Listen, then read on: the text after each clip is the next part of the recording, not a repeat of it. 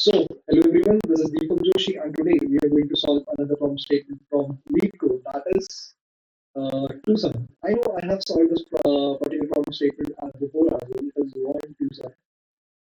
It's not so good. Yes, where was I? I forgot. Tucson. Basically, in this particular problem statement, what we have to find out is we have to find out two indexes, which gives us the required target sum. All right, like in this particular given example, we have a target equals to 9, and we have to find those two indexes in the nums array which sums up to 9. And if we check, like if we start iterating manually, I am able to find out that 0 and the first index will sum up to 9 because the zeroth element is 2 and the first element is 7. 2 plus 7 equals to 9. Hey, hey, nice. Next question, next example is we have to find out target sum equals to 6. Yes. So how can we do that? Like if I iterate manually, I am able to figure out like 2 plus 4 will give me 6. So the index will be first and second. 1 comma 2. I have to return 1 comma 2, and then there is another example. I think we get the idea and we get the gist of the question now. How we are going to approach that? Brute force. What is the brute force? Like the way I am thinking about it is straightforward. I'll iterate over all the elements first, and one by one, I'm going to compare it with the remaining element. Like let's say we have this given array that is that is cool 2, 7, 11, 15. And what I'll do is I'll start iterating in this particular array. Let's say I have the current element as 2, and then I'll iterate again over the remaining array and check whether 2 plus 7 is equals to our target, 2 plus 11 is equals to our target, 2 plus 15 is equals to our target. This will be our brute force. Alright, let's try to code that out. And yes, how can I do that? I'll calculate the size of the array. So I know I want to add something. Like I was giving an interview before in March or April. I don't remember the exact month, but I coded in this way only, like in 10 equals to num started size, and he was a very senior engineer who was taking the interview. He mentioned explicitly to me like to take care of the variable names. So in interviews or yes, in interviews, please do not write in I. Try to write some meaningful variable names. Yes. Yes, let's solve this from now. I'm not going to take care of the variable names right now here. Yes. Yes, and I am going to have no count is required. I will create a simple vector that will be int, and it will be a final answer. So I'm going to name it as answer, and I'll start iterating from the. I'll start iterating the array. Initially, I'll have my current element that will be equal to what? That will be equal to nums of size. Alright, nums of I, yes, and then I'll iterate over the remaining elements, which will be I plus starting from I plus one and less than n and j plus plus. Simple. And I'll check if nums of I plus I'm sorry, if current element I can, instead of directly having current element, what I can do, like I will write nums of j. If that is the case, simply push answer dot push back I and simply answer dot push back j. All right. That means we do not require this current element. We can go without it. Like how can we go without it? Deepak, yes. Just write nums of I. Yes. As simple as that. And simply return answer from here. Okay. Let me check. Okay. Okay. Okay. I think this should work. Let me try to run a test case over it. Try to run. Oh, it failed. Congratulations and celebrations. It returned so much thanks. Okay, okay, okay. Let me break from here as well. Yes. So it should. Okay. Now still it says a lot of things. Yes, I know because the outer for loop will be running. Instead of doing this, we can return from here as well. Like if no pair will be there, answer will be empty. This should work. Again, it will work. It says 1, but 0, 1 is not equal to. Alright. What's the issue here then? I is equals to 0, I is less than I plus plus. Alright. Okay, okay. That is the issue here. And I think it will work without it as well. As there is a unique this this. It has been accepted as a test result. But if I try to submit it, it will fail eventually because it has a time complexity of 4 n squares. We are iterating the array 2 times, which is not the right time complexity for this particular form statement. How can we reduce the time complexity? To reduce the time complexity here, what we can do is we can use a map because whenever I am in love with maps, honestly, I use maps a lot. Maps reduces the given problem statement by 50%. Yes. But yeah, it increases the overall space complexity and the operation of inserting into the app and finding out into the map. Sorry, is expensive. It is expensive compared to the yes. So how we are going to approach this particular problem statement using maps? I'll use an ordered map. The first one, or should I start coding and then tell you like what is in my mind? I should do that. I think it will be easy for me to take you through it and understand what I'm thinking. Yes. So what I'll do is I'll create an unordered map having int comma int. It will be map.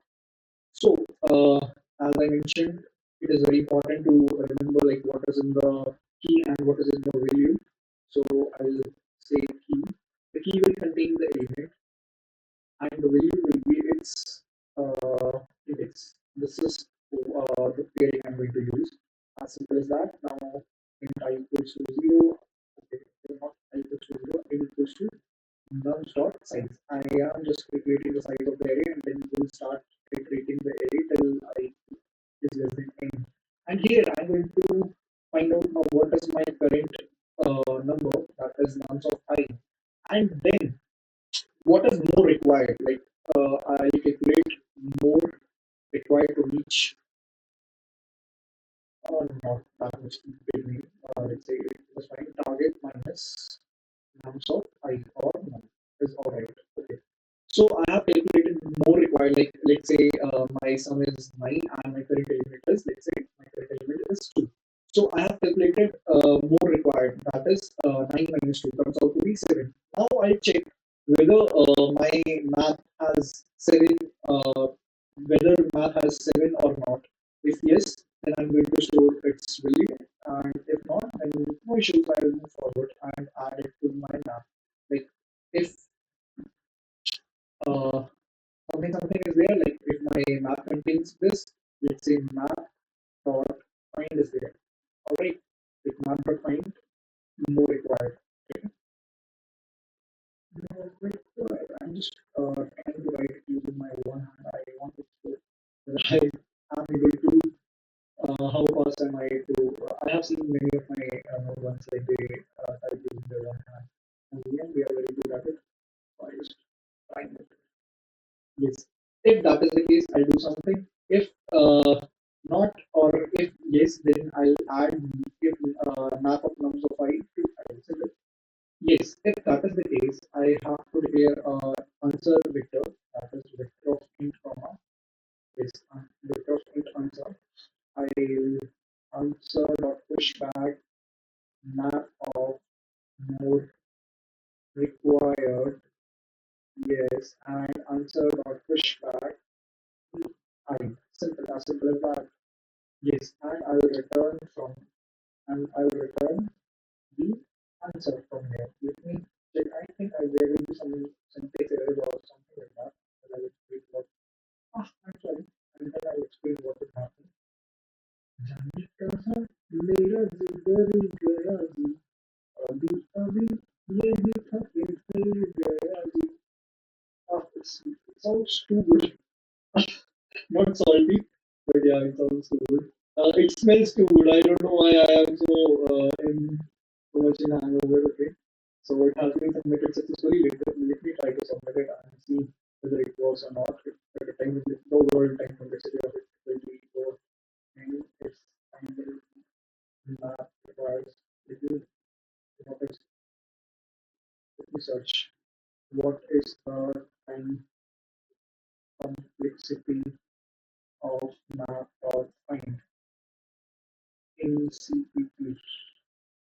Okay, of n logging. Yeah, like it will take the of n plus of n plus yeah, of n logging.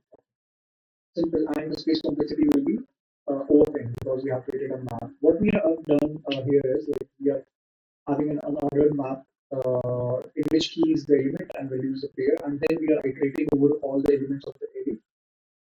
Take a look at this particular line. Like we have figured out the current element, and then we are adding the current element as a key and its index as a value, and then we are calculating more required, that is the target finder sum, and checking like whether target finder sum exists in the map or not. If it exists, that means it has an index less than j. I am adding it before and I'm adding this after. Like why I'm not adding answer dot pushback I before, and why I'm not replacing 12 with 11 line and 11 with 12 line, because if it is already there in my map, that means it is appearing before the current element.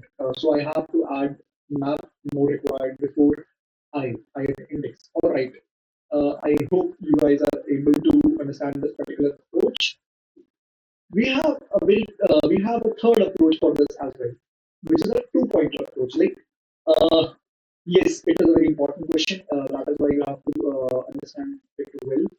We'll be approaching it through two pointers. And how two pointers work is, first we need to sort the array. Like yes, we have to sort this particular given array. But eventually, like yes, it will be fine if we sort the array, but it will be very it will not be fine to sort the array because we have to take care of what? We have to take care of the indexes of the array. And then on the basis of that, we will be able to solve that. So I'll be providing you, it is an assignment. Okay. Figure it out, like uh, how we are going to, like, let me tell you, we need to solve the array in such a way that we do not use the track of the indexes of the element, right? And then create low and high and start a while loop, and in it find mid, that is what low plus high divided by 2, and then compare if mid is equals to, if mid plus current element is equals to some target. All right, not then check mid is less than target. No, then check mid is greater than target. Okay, now already it will be the else case. Else will be to move low to high. Like you have done so many questions on this particular thing. If not, please try to figure it out by yourself and let me know. Comment down. I'll provide you the exact code for this. Thank you guys. We'll see you in some other video. Till then, take rest, have fun, enjoy your life, code a little bit, understand the questions, understand the logic. Like it doesn't even care how many questions you are doing a day. I, me myself, I do like one question a day or maximum two, three questions a day. If I have a lot of time, sometimes it depends on my mood. Honestly, like I can do 10 questions a day. If I am very competitive, if I am busy with other stuff, I will make sure that I do one question. I was not able to code on a regular basis from a very long time, but I am making sure that I should code. Uh, by code, I mean questions. I was very much lean on the development part. Uh, yeah, this was me, and I am uh, focusing on coding right now, along with solving problem statements. Let me know if you have any questions. Questions by questions I mean any questions like any personal thing that you feel vertically that I can be a part of, or any questions related to data structures and algorithm, any questions related to loops, any questions related to system design, operating system development, any bug you're facing, any project on which we can work together, any project on which you need help, or any topic that you want me to study, or any blog that you have come across and feel like, oh, this is the thing that I should share with you. Yeah, I can create a Telegram group, or I can create a WhatsApp community. Let me know, guys, on a WhatsApp, not a WhatsApp group, but the community will allow me to share only. I will create a Discord or a Telegram group where we can chit chat and share the thoughts which we are going through. This was all about me. See you guys. Bye bye. Take care.